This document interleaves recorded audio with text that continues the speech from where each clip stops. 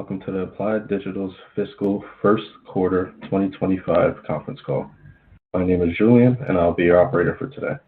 Before this call, Applied Digital issued its financial result for the fiscal first quarter ended August 31st, 2024 in a press release, a copy of which will be furnished in a report on a Form 8-K filed with the SEC and will be available in the Investor Relations section of the company's website. Joining us today on today's call are Applied Digital's Chairman and CEO, Wes Cummins, and CFO, David Rench. Following their remarks, we will open the call for questions. Before we begin, Matt Glover from Gateway Group will make a brief introductory statement. Mr. Glover, please proceed. For 2025 conference call. Before management begins formal remarks, we would like to remind everyone that some statements we're making today may be considered forward-looking statements under securities laws and involve a number of risks and uncertainties. As a result, we caution you that there are a number of factors, many of which are beyond our control, which could cause actual results and events to differ materially from those described in the forward-looking statements. For more detailed risks, uncertainties, and assumptions relating to our forward-looking statements, please see the disclosures in our earnings release and public filings made with the Securities and Exchange Commission. We disclaim any obligation or undertaking to update forward-looking statements to reflect circumstances or events that occur after the date the forward-looking statements are made, except as required by law. We'll also discuss non-GAAP financial metrics and encourage you to read our disclosures, reconciliation tables, and the applicable GAAP measures in our earnings release carefully as you consider these metrics. We refer you to our filings with the SEC for detailed disclosures and descriptions of our business, as well as uncertainties and other variable circumstances, including, but not limited to, risks and uncertainties identified under the caption Risk Factors in our annual report on Form 10-K and our quarterly report on Form 10-Q. You may get Applied Digital Securities and Exchange Commission filings for free by visiting the SEC website at www.sec.gov. Lastly, I'd like to remind everyone that this call is being recorded and will be made available for replay via a link in the Investor Relations section of Applied Digital's website. Now I'd like to turn the call over to Applied Digital's Chairman and CEO, Wes Cummins. Wes? Thanks, Matt, and good afternoon, everyone. Thank you for joining us for our fiscal first quarter 2025 conference call. I want to start by expressing gratitude to our employees for their ongoing hard work and service in supporting our mission of providing purpose-built infrastructure to the rapidly growing high-performance computing industry. Before turning the call over to our CFO, David Rench, for a detailed review of our financial results, I'd like to share some recent developments across our business. After the close of the quarter, our balance sheet significantly improved due to the strategic investments from a group of institutional and accredited investors, NVIDIA, and related companies. We sincerely appreciate the vote of confidence from our investors and look forward to deploying this capital in high-return projects in the digital infrastructure sector. Next, I'll give an update on our progress of our Ellendale HPC campus. Building continues on schedule. We are finalizing the lease with a U.S.-based hyperscaler. Additionally, we're progressing with our site-level debt financing, which is expected to close shortly after the lease is executed. We see this initial 100-megawatt building as just the beginning for Applied Digital, as we have currently designed 2 additional buildings at this location and will expand our capacity to 400 megawatts. Simultaneously, we're exploring opportunities to accelerate the monetization of our over 1.4 gigawatt pipeline. Now I will provide an update on each of our business units, starting with our data center hosting business. We currently have 286 megawatts of data center hosting capacity for our cryptocurrency clients across 2 fully contracted locations in North Dakota, which are operating at full capacity. Next, let's discuss our cloud services business, which provides high-performance computing power for AI applications. This segment continues to experience growth as we fulfill our existing contracts and explore new opportunities in our pipeline. As of the end of the first quarter, we had 6 clusters online. We have made significant progress on amending the lease financing for our GPUs, which we expect to complete in the current quarter. The amendment, as contemplated, will allow us to amortize the value of the GPUs over the expected useful life versus the life of the lease, which will significantly improve our reported results and more accurately reflect the economics of this business. Our recent investment round has significantly increased visibility in the market for our cloud business, and we expect to deploy additional clusters starting in the second half of our fiscal year 2025, which begins December 1st. In summary, we're encouraged by the positive trends across our business and remain confident in our growth trajectory. With that, I'll now turn the call over to our CFO, David Wrench, to walk you through our financials and provide an update on guidance. David? Thanks, Wes. Let me begin by highlighting our revenue growth, which increased by 67% to $60.7 million this quarter. This growth was primarily driven by contributions from cloud services contracts. Specifically, our data center hosting segment generated $34.8 million in revenue, while our cloud services segment contributed $25.9 million. While we did see an increase in cost, this was largely due to higher depreciation and amortization expenses. For the quarter, depreciation and amortization totaled $34.4 million, up from $8 million in the same period last year.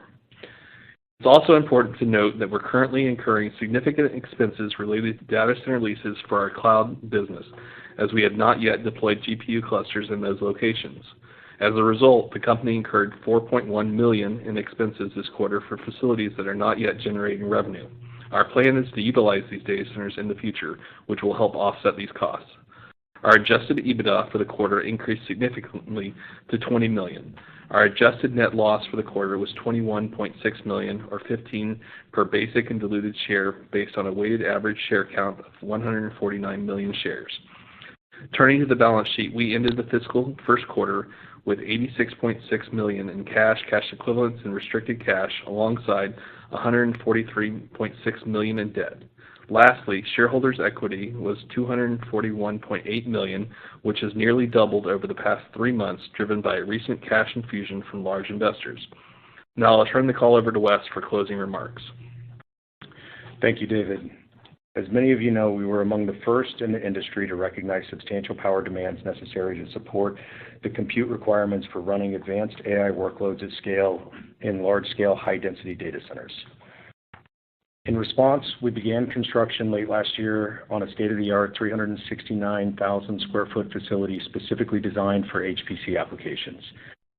We believe our proprietary data center design and architecture redefines what's possible for advanced HPC by supporting advanced cooling, extreme power density, security, interconnectivity, compliance, and control requirements in a purpose-built facility.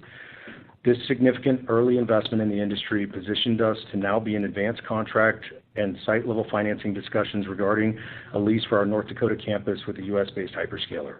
In addition, we believe we are witnessing rising demand for our proprietary and purpose-built HPC data centers among top-tier industry players. We believe this trend, together with higher lease rates and attractive site-level debt financing for our facilities, positions us to be an early thought leader in this high-growth market segment. Recent announcements from leading hyperscalers underscores the need for thousands of these facilities and reaffirms the strategic direction we are pursuing. In the past 5 weeks, we have seen a substantial increase in interest and demand from other top-tier hyperscalers for 2025 and 2026 capacity, which is in extremely short supply. The fact that we are building and can deliver significant capacity for 2025 and have assembled a highly experienced team is allowing us to break into this high-growth market segment as a full-stack developer for hyperscalers. We believe this will allow us to monetize our other campuses that will have power available in 2026. Furthermore, we believe the strategic investments from prominent investors strongly affirms that we're on the right path. We believe this growing recognition not only strengthens our market position, but also highlights the immense potential for our strategic plan.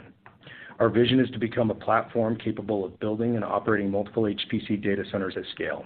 We're excited about the potential catalysts ahead and will continue to allocate our capital strategically to achieve optimal risk-adjusted returns and maximize shareholder value. As we continue to navigate our expansion and growth, we are making some moves among our executive team that are intended to better position us. David Wrench will assume the role of Chief Administrative Officer, and Saidal Momand will assume the role of Chief Financial Officer, with these changes to be effective Monday, October 14th. At this time, we welcome your questions. Operator? Thank you. We'll now be conducting a question and answer session. If you would like to ask a question, please press star 1 on your telephone keypad. Confirmation tone will indicate your line is in the question queue. You may press star 2 to remove yourself from the queue. For participants using speaker equipment, it may be necessary to pick up a handset before pressing the star keys. One moment while we pull for questions.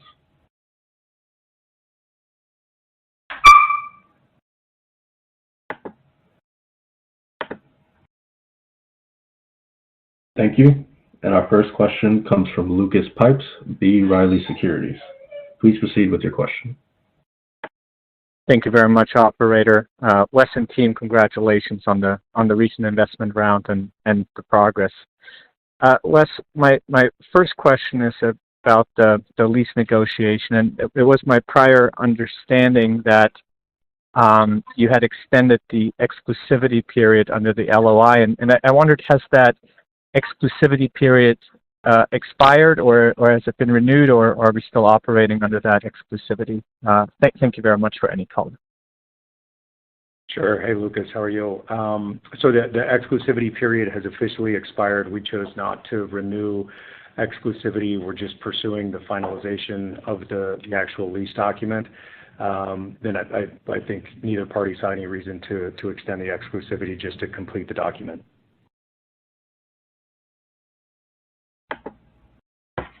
Thank you.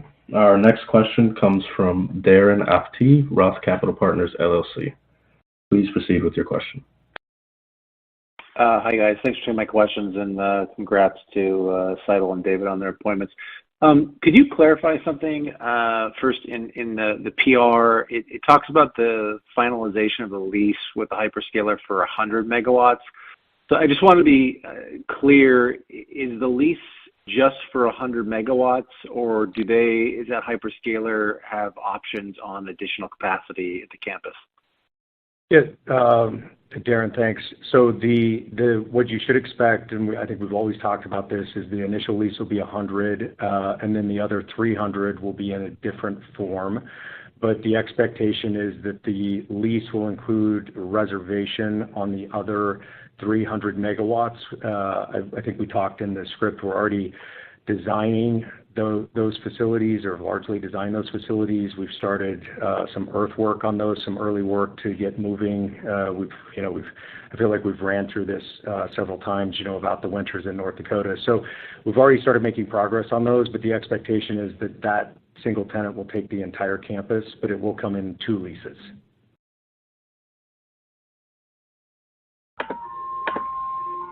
Thank you. Our next question comes from Rob Brown, Lake Street Capital Markets. Please proceed with your question. Good afternoon. Maybe moving to the GPU business, you talked about additional clusters, and I guess you're running at pretty strong demand there, full capacity. What's your thoughts on additional clusters, and how do you see the timing on that? Yeah, so Rob, as we talked about in the script, we expect to start deploying additional clusters. We have capacity that we're holding, data center capacity at very attractive prices. I would add for the deployment of those additional clusters. We see the demand in the market. The thing that's going on in the market right now is, do customers want to deploy Hopper, or do you want to wait and move to Blackwell when you're really in the later part of the first half of next calendar year? So we're having those discussions, and that's really what we're looking at. But we expect in the second half of our fiscal year, which, as you know, starts December 1st, to begin deploying additional clusters again. We've done a lot of work to make sure that we're doing the right type of financing, so that, again, the P&L, that I talked about with the rework of the leases that we have, that we recognize the depreciation appropriately, that the payment schedule pushes out to 3 years versus 2 years, so that it matches better the business model. So we've done a lot of work over the past 9 months to make sure that we have the appropriate financing to push that forward. We have a lot of interest. We got a really good boost, from the investment back in September, and a lot more visibility on us. So you should expect that we start deploying additional clusters under a different financing structure in the second half. Thank you. Our next question comes from Mike Grondahl, Northernland Securities. Thank you. You may please proceed with your question. Yeah, guys. Hey, Wes, just talking about the demand environment, and after the 400 megawatts are leased up, have you already started talking to potential customer number 2 or number 3? And, any ideas on where that data center might be located? Yeah. So thanks for the question. So as I alluded to a little bit in my prepared remarks, since our last call, so in late August, last week of August, through the month of September, we saw a significant increase in activity. We're one data point, so I don't want to make a market call on that, but we saw a significant amount of inbound interest from 3 additional hyperscalers. I've talked about the hyperscalers we typically target in the past, but 3 of those additional to the one we're working with in North Dakota are pushing aggressively for 2025 and 2026 capacity. We're marketing the sites that we have to those customers. But from our perspective, we've seen a significant step up in the demand for especially 25 and 26 capacity. 25 is basically done at this point. There's no additional 25 capacity out there that will have the 100 megawatts in Ellendale for 25. That a lot of people have started moving to the first half and even the second half of 26. But we're seeing a significant amount of demand and working to get into another LOI at a different location, likely to be in the Dakotas. I wouldn't say North Dakota, but likely to be in the Dakotas for us for that second site. But we are seeing a significant amount of demand for what we have. And would you think you have an LOI in calendar 24 or early 25? Any rough guess as to when that LOI is possible?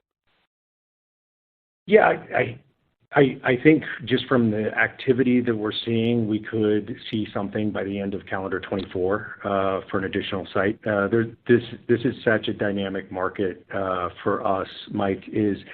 We're seeing a lot of things happen. We've had for this quarter at least, we've had a lot of good things happen for us.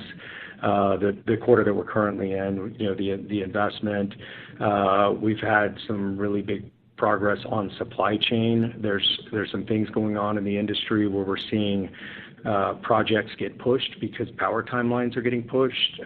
We've seen, just as an example, a little over 400 megawatts of backup gen hit the market for projects that had their power timelines pushed, several years, if not longer. And so they're being resold into the market. So we've taken advantage of that recently. So there's a lot of things at play here in the industry, and it's very dynamic, and we're trying to be as nimble as we can to take advantage of those things, because it'll help us from a supply chain perspective accelerate both the building 2 and 3 in Ellendale, but also additional sites. So just a lot of things happening. Okay, thank you.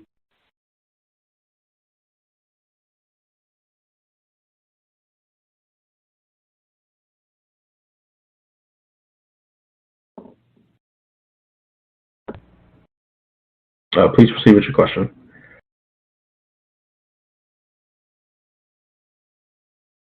Did you call on me by chance, George Sutton? I can hear you, George, so it must be you. Okay, sorry. Nothing says George Sutton. So I'm wondering if you could give us a little more specificity on the finalization of the lease. What remains? My assumption has been that you've been trying to determine a delivery date based in part on the connections into the facility and in part based on the backup. So is that still where we stand on the lease? That's not really the issue left on the lease, but let me clarify that, George. I think there was some confusion around that on the last call. So, I was talking about when lease revenue actually starts. So, and I said that it's really going to be in some ways up to the tenant. And so, just to clarify what that is, so the facility will be ready earlier in the first half of 25, single feed, and then in the middle of 25, dual feed, and then in the second half of 25, dual feed with backup gen. And so technically the client could take power if they're willing to go single feed with just UPS redundancy, then do they want to wait for dual feed? And so I think, from a safe perspective, looking at the second half of full backup gen, dual feed, so the full redundancy on site. So I think there was a little confusion, just trying to clear that up. There's very little left on the lease, George. It's really just, I try to handicap this, and I've been wrong on handicapping it several times. We feel really confident that this lease will get finalized, and in reality, this could happen in a matter of days. It could be 6 weeks. There's some time in that window, maybe, on the outside chance of 8 weeks, but, it's somewhere in that window, and there's not really anything specifically holding the lease up. It's just the process. We don't control the process. We push on it as hard as we can, but we're really confident in the lease getting done. And then we've done a lot of work around the site level financing. We have the bank group lined up there. They're ready to fund as early as the end of this month, whenever the lease gets signed. So we have all of the pieces lined up to go, and this will, get finalized, and we'll announce when it's finalized, and then work through the funding at that point, which will be shortly thereafter. But I wish, George, I could give you very specific things, but we just don't control the process. And the color I would add here is, we're a first-time supplier. This is a really large contract for us, but I think even for the customer that we're working with here, from just the size and the length of the contract. From third parties, I have heard that typically, as a first-time supplier to this customer, it can take 12 to 18 months to get through. So we're at about the 6 month. So it's moved really fast, and we feel like we're at the very end of this. So I'm just trying to give as much color as I can, but obviously we've missed a few deadlines on our expectation here. But the work that we're doing with them just keeps moving forward, every day and pretty significantly every week. And so from every piece of information that we have, we feel really confident that this will get signed. It's just hard to handicap when that actually happens. I'm going to assume not as soon as the next hurricane, but hopefully before the one after that. So if we look at building 2, you mentioned that you're starting to move dirt. I know you don't want to do this on your balance sheet. Can you give us a sense of how you're beginning to structure buildings 2 and 3, kind of where all that sits? Yeah, so, dirt work relative to, or the earthwork relative to the cost relative to the total cost of the building is really minuscule. So it's one that's kind of easy to go ahead with. We've been working through the design. There will be a few design modifications.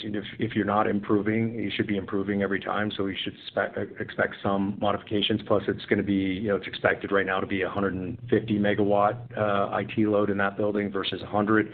So there's some changes, but we're pushing to have that building ready in the second half of calendar 2026, and then the third building in the second half of calendar 27. And so we've done a significant amount of work already, not expensive dollar-wise work, but a significant amount of work to make sure that we can meet those timelines. All right. Thanks for the clarity. Yep.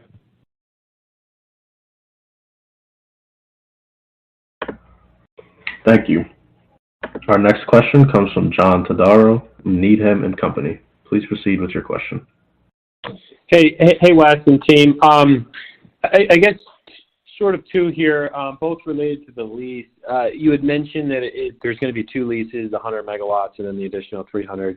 Do we think economics is going to be kind of the same for each, or should we think kind of better economics maybe for the first 100, and then they negotiate a little bit harder on the other 300? Any kind of color there? And then just second point, at least as it relates to the first lease, are kind of all the key items we should think about negotiated, and now it really is almost just kind of a clerical part that could take up to 6 to 8 weeks here? Yeah. So thanks, John. And again, I don't want to say it could take up to. It's a little bit of a guessing game. But yeah, you're characterizing the second part of that correctly. On the first part, 2 leases.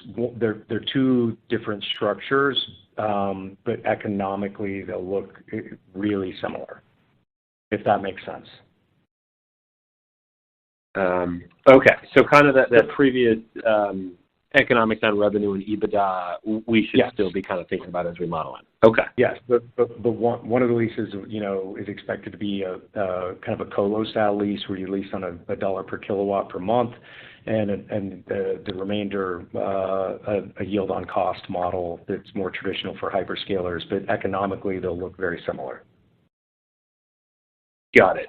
Understood. And just the second point, just to clarify, you would kind of characterize it as kind of mostly in a clerical phase at this point, I guess. Yes.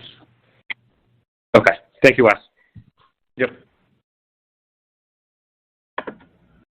Thank you. Our next question comes from Kevin Beatty, H.C. Wainwright. Kevin, please proceed. Hi, Wes and David. This is Michael Donovan calling in on behalf of Kevin. For cloud services, can you discuss what you're seeing with customer turnover and how has pricing changed with demand? Yeah, so pricing, surprisingly, has been somewhat flatlined for almost the last year on the, let's just call it on Hopper, from an hour for bare metal. So we'll stick to bare metal on GPU price per hour has been pretty flatlined. We're still, quoting out in the 220-ish range on average per hour.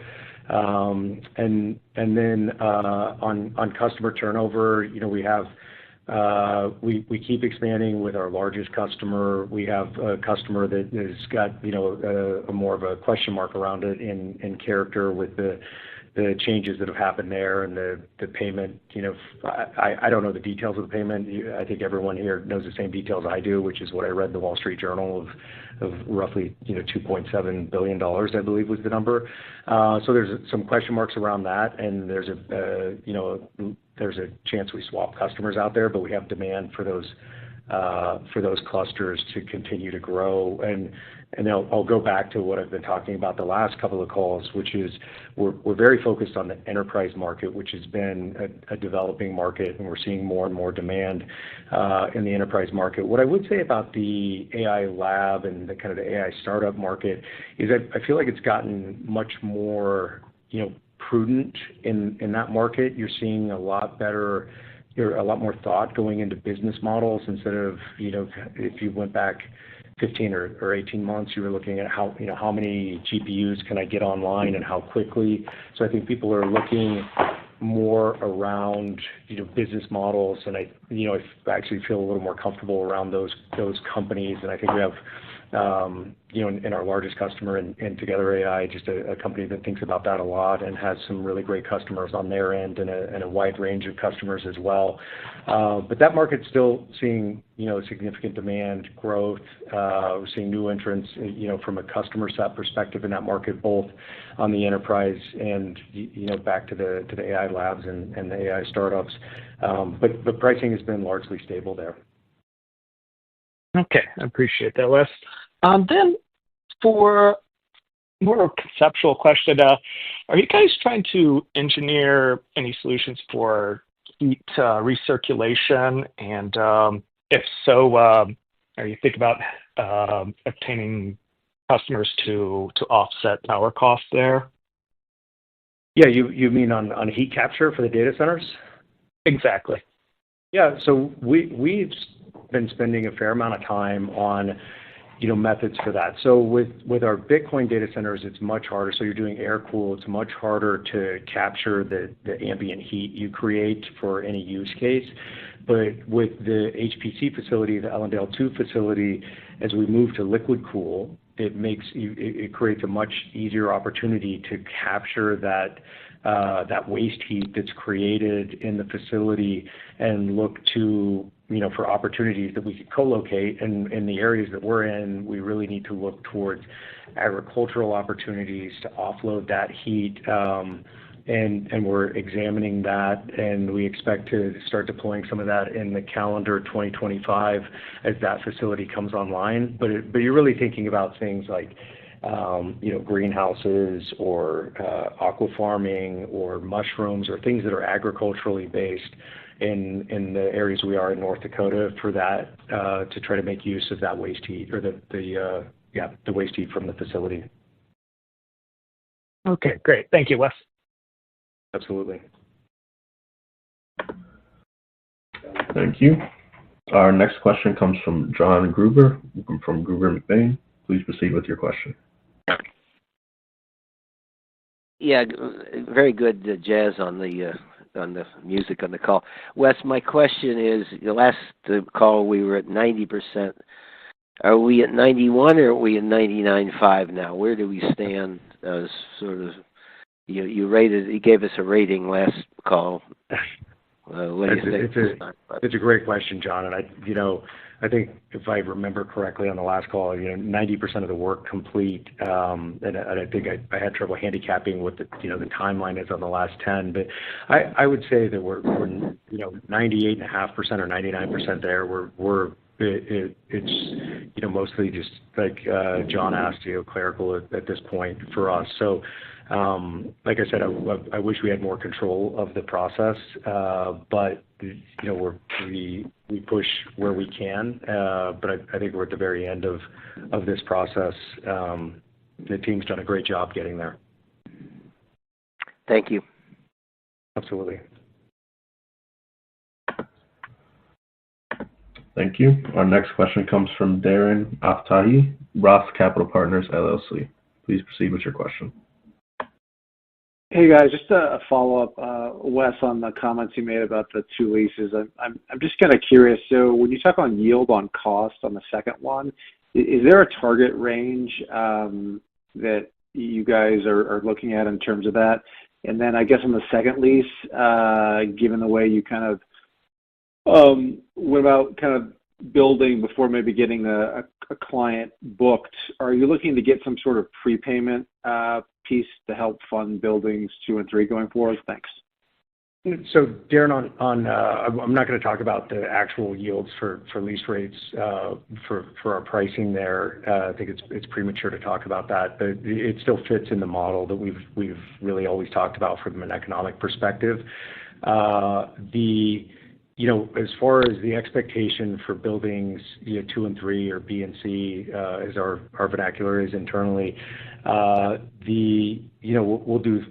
I said, we're putting some money in, very, very low dollars, not big CapEx spend. The expectation is we'll have a lease signed and project financing in place to build there, and so we won't go through anything close to what we did on the first one, where I've repeated, I think again and again, that I think the way for us to break into this market as a full stack developer was speed to market, and I think that's working out well for us. But on building 2 and 3, expect that we'll get signed before we're doing any big CapEx dollar spend.